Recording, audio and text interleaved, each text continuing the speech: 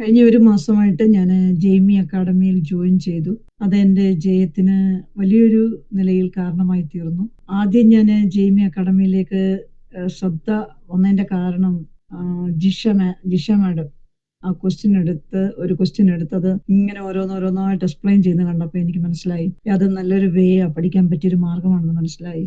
അങ്ങനെ ഞാൻ പെട്ടെന്ന് കോണ്ടാക്ട് ചെയ്തു. തുടർന്നുള്ള ക്ലാസ്സുകൾ അതെനിക്ക് കുറെ കൂടെ മനസ്സിലാക്കാനും പരീക്ഷ എഴുതിയപ്പോൾ ഒരു ടെൻഷനും കൂടാതെ എഴുതുവാനും ഒക്കെ അത് ഇടയായി. പ്രത്യേകിച്ച് ഒരു കാര്യം എടുത്തു പറയേണ്ടത്, ബിസ്മിമ വളരെ ആത്മാർത്ഥമായി ഒരു 1 മന്ത് 30 ദിവസം എന്റെ കൂടെ നിന്ന് ദിവസം 1 hour എന്റെ ഒപ്പം തന്നെ സമയം ചെലവഴിച്ചു. എന്നെ മാത്രം ഫോക്കസ് ചെയ്ത്, അതായത് ഇൻഡിവിജ്വൽ ക്ലാസ് എന്നതുപോലെ എടുത്തത് എനിക്ക് വളരെ സഹായമായി പരീക്ഷയെ പാസ്സാകാൻ. തീർച്ചയായിട്ടും ജെയ്മി അക്കാഡമി ഒരു നിമിത്തമായി എന്ന് പറയുന്നതിൽ എനിക്ക് യാതൊരു സംശയമില്ല. God bless you. ആ ക്ലാസ് ശരിക്കും നമുക്കിപ്പോ എന്നെ ഏറ്റവും കൂടുതൽ ഇവിടെ ടച്ച് ചെയ്തൊരു വസ്തുത, നമ്മുടെ ഈ സിനാറിയോ ക്വസ്റ്റ്യൻസ് വരുമ്പം നമ്മൾ അതിനകത്ത് ഒരു ഏരിയ മുഴുവൻ കവർ ചെയ്യുക, ആ ഒരു പേജ് മുഴുവൻ, ആ ഒരു സിനാറിയോ മുഴുവൻ കവർ ചെയ്യുന്ന നിമിത്തം നമുക്ക് അതിനകത്ത് ഇമ്പോർട്ടൻസ് എന്താ, അല്ലെ അതിന് ആ ഡയഗ്നോസിസ് എന്താ, അല്ലെങ്കിൽ അതിന്റെ ആ സൈൻ ഏതിൻ്റെതാണ്, ഇങ്ങനെയൊക്കെ കൃത്യമായിട്ട് പറഞ്ഞു തരുന്നത് നിമിത്തം അടുത്ത ക്വസ്റ്റ്യനുകളിലേക്ക് നമുക്ക് കയറുമ്പോൾ പ്രശ്നം വരുന്നില്ല. ഒന്നത്. 2, അടുത്ത ക്വസ്റ്റ്യൻസ് വരുമ്പോൾ അത് ഇതിന്റെ ലക്ഷണം അല്ലല്ലോ, അല്ലെ ഇതിന്റെ സൈൻ അല്ലല്ലോ എന്ന് തിരിച്ചറിയാൻ പറ്റുന്ന വിധത്തിൽ ശരിക്കും ആ ക്ലാസ്സുകൾ പ്രയോജനപ്പെട്ടു.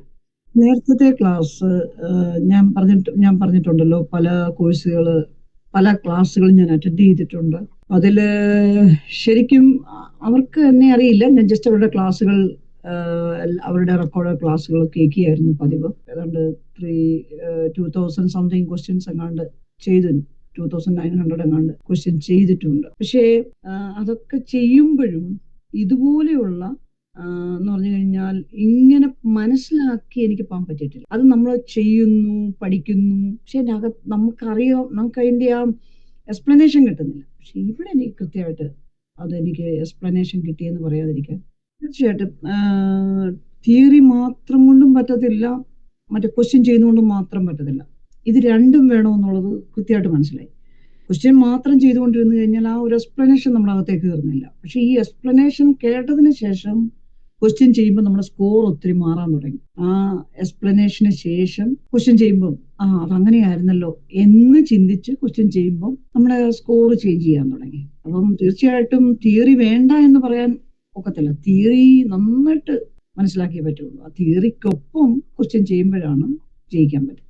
എന്നാ എന്റെ എന്റെ അനുഭവത്തിൽ നിന്ന് ഞാൻ മനസ്സിലാക്കിയത്. തീർച്ചയായിട്ടും ജെയ്മി അക്കാഡമി നിശ്ചയമായിട്ട് ഞാൻ ചെലവാക്കിയ 1 മാസം റിയലി അതെനിക്ക് ഭയങ്കരമായിട്ട് ഹെൽപ്പായിട്ടുണ്ട്. നേരത്തെ കയറിയിരുന്നെങ്കിൽ കുറെ കൂടെ മനസ്സിലാക്കിയിട്ട് നമ്മൾ എന്ത് ചെയ്തേനെ, പരീക്ഷ എഴുതിയേനെ, നേരത്തെ പരീക്ഷ എഴുതിയേനെ, അല്ലെങ്കിൽ കുറച്ചുകൂടെ കഴിഞ്ഞിട്ട് പരീക്ഷ ഡേറ്റ് എടുക്കാമെന്നൊക്കെ ചിന്തിച്ചേനെ.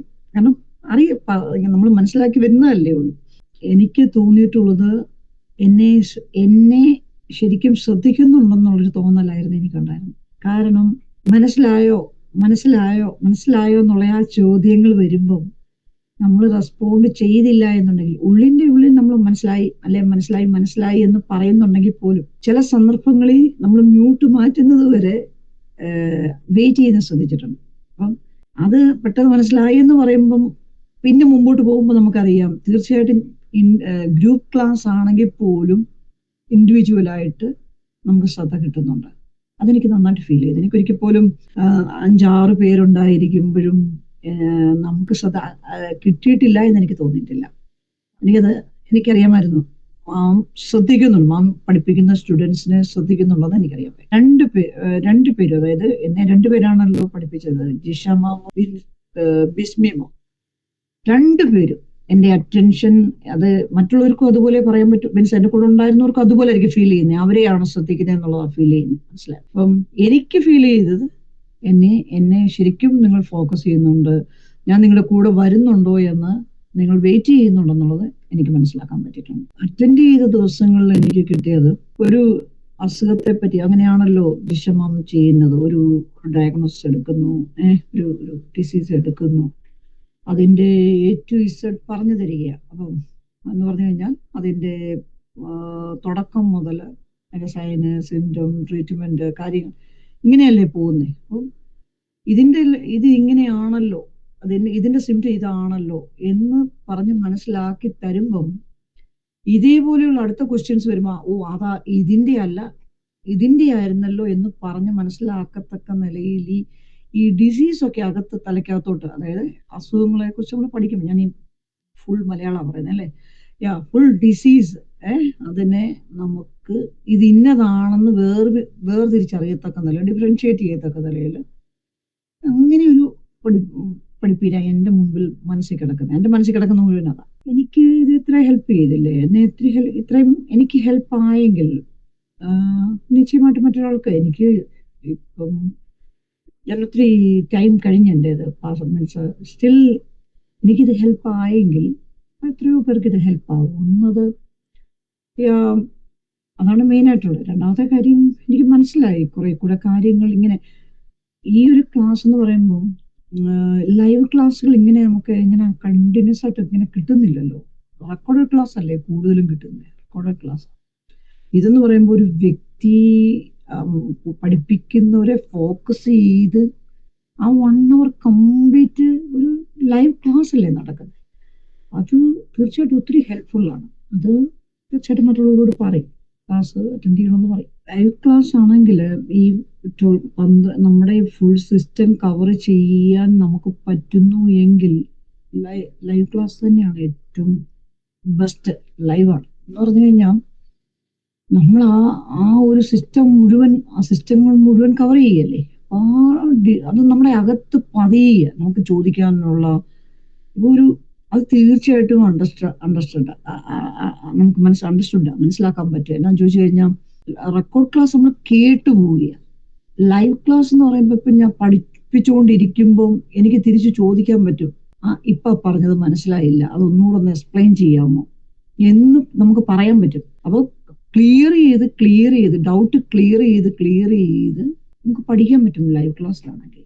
ഉറപ്പായിട്ടും ഞാൻ പ്രിഫർ ചെയ്യുന്നത് ലൈവ് ക്ലാസ് തന്നെയാണ് റെക്കോർഡഡ് ക്ലാസ്സിനെക്കാട്ടും. കാരണം ഞാൻ റെക്കോർഡഡ് ക്ലാസ്സുകൾ കേട്ടിട്ടുണ്ട്. അപ്പം അത് എൻ്റെ ആ സമയത്തിന് ഞാൻ കേൾക്കുന്നു, മനസ്സിലായില്ലെങ്കിൽ ഇനി അടുത്ത് നമ്മൾ ഗൂഗിളിൽ നോക്കുന്നു. പക്ഷെ ഇതെന്ന് പറയുമ്പോൾ ലൈവ് ക്ലാസ് നമ്മുടെ അടുക്കൽ ഒരാൾ പഠിപ്പിക്കാനിരിക്കുക, അപ്പം നമുക്ക് നിശ്ചയമായിട്ടും ആ എക്സ്പ്ലനേഷൻ നമുക്ക് കിട്ടുകയാണ്. ഒത്തിരി സന്തോഷമുണ്ട് ആ ക്ലാസ് അറ്റൻഡ് ചെയ്ത്. എനിക്ക് കിട്ടിയതിൽ മുഴുവൻ ലൈവാണ്. എനിക്ക് റെക്കോർഡഡ് ആയിട്ട് തുടക്കത്തിൽ ഞാൻ ഇതിനകത്ത് ജോയിൻ ചെയ്തത് ഒരു റെക്കോർഡഡ് ക്ലാസ് കേട്ടതുകൊണ്ടാണ്. പിന്നെ ഞാൻ ആ റെക്കോർഡ് ക്ലാസ്സുകളിലേക്ക് പോയിട്ടില്ല, മീൻസ് കാരണം എനിക്ക് ലൈവ് കിട്ടുന്നുണ്ട്. അതുകൊണ്ട് പിന്നെ ഞാൻ ലൈവ് ക്ലാസ്സിൽ തന്നെ നന്ദിയുണ്ട്. എൻ്റെ ഈ ജയത്തില് എന്നോടൊപ്പം നിന്നതില് മിസ് ജെമി അക്കാഡമിയോട്, വിശേഷാല പ്രിയ ജിഷമ, പ്രിയ ബിസ്മി, റിയലി എന്നെ ഒത്തിരി സഹിച്ചു ഒന്നിട്ട് നമ്മളെ ജയത്തിലേക്ക് ബൂസ്റ്റ് ചെയ്യുക എന്ന് പറഞ്ഞു കഴിഞ്ഞാൽ ഒരു കാര്യം ഉറപ്പിക്കുക, ബിസ്മിമം ഉറപ്പിക്കുക. ലില്ലി പാസ്സായി. ഞാൻ ഫെയിൽ എന്നൊരു കാര്യം ചിന്തിക്കാൻ പുള്ളിക്കാരി എന്നെ അനുവദിക്കുന്നില്ല. ഒരു പ്രാവശ്യം എന്നോട് പറയും ലില്ലി പാസ്. എന്നിട്ട് എന്നോട് പറയാ അവിടെയൊക്കെ എഴുതിയിടുക 6 എന്നൊക്കെ എഴുതി. എന്നോട് ബിസ്മിമം പറഞ്ഞതാ, 6 എഴുതിയിടേ, പാസ് എന്ന് പറഞ്ഞ് എഴുതിയിടേ. ഞാൻ അതുപോലൊക്കെ ചെയ്തു. ഞാനിവിടെ ടേബിളില് ഒക്കെ എഴുതിയിട്ടു ലില്ലി റജി RN BSN പോലും എഴുതി വെച്ചു. BSN അല്ല ആക്ച്വലി, ലില്ലി റജി RN എന്നൊക്കെ എഴുതി വെച്ചു. അപ്പം ഞാൻ ഇതിപ്പോ ഇത്രയും വിശാലമായിട്ട് ഇടണമെന്നില്ല, ഞാൻ ജസ്റ്റ് പറയുക. അത്രമാത്രം നമ്മളെ എൻകറേജ് ചെയ്തു ആ ഇൻഡിവിജ്വൽ ക്ലാസ് ബിസ്മി മോം റിയലി